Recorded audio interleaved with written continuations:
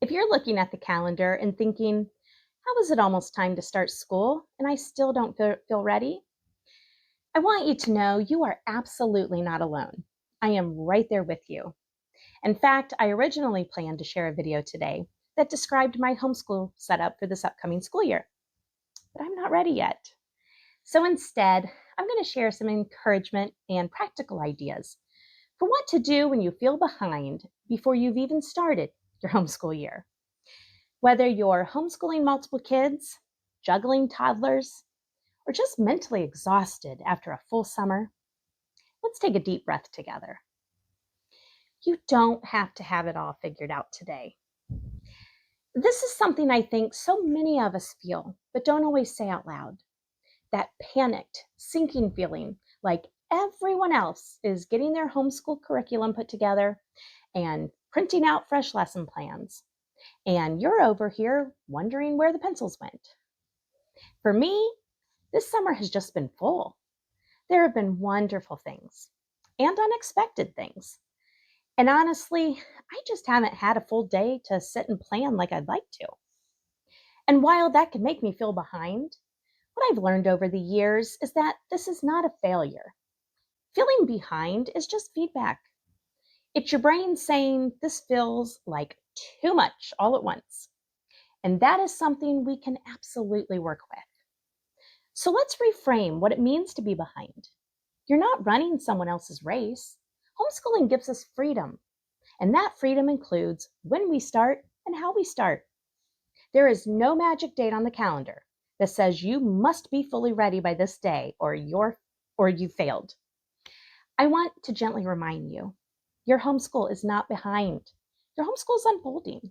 You are right where you need to be, moving forward with love and intention, even if it's slower than you expected. One of the best things you can do when you feel overwhelmed is step back. Ask yourself, what are the essentials for getting started? What can wait until later? For most of us, that might look like getting a basic rhythm in place, gathering a few key materials, not all of them, and setting a gentle tone for learning again. You don't have to have the entire year planned. In fact, I recommend just planning out the first 1 or 2 weeks. That's enough to start well, and you can adjust as you go. If you're homeschooling multiple ages like I am, focus on shared subjects first. Think read alouds, history, science, those things you do together. You can layer in individual work like math or writing once you're in a better rhythm. Another way to take the pressure off is to start gently. We often think we have to jump in with everything all at once. Every subject, every child, every plan. But instead of jumping in the deep end, think about easing into the year like you ease into a warm bath. Slowly, gradually, letting everyone settle into a rhythm.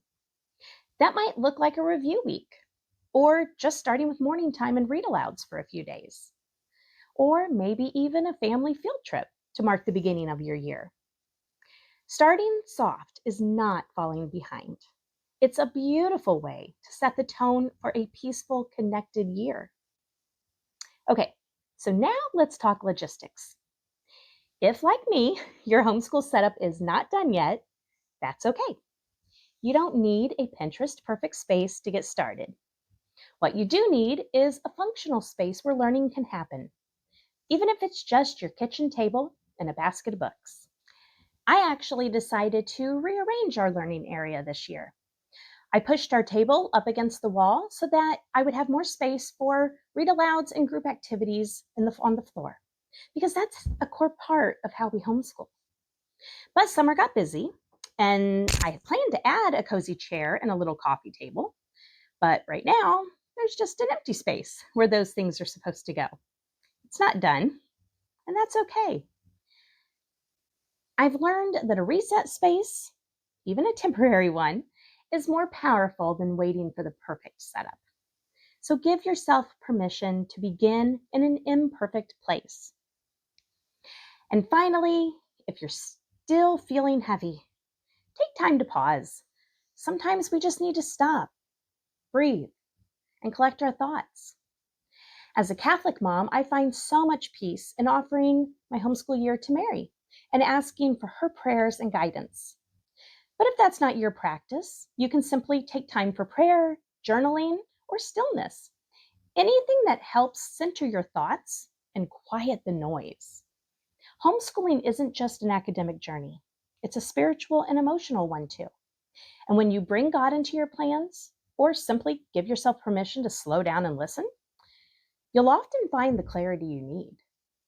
So if you're feeling behind, I hope this gives you permission to breathe because you're not behind. You're simply beginning, and that is a beautiful place to be. Start where you are. Start small.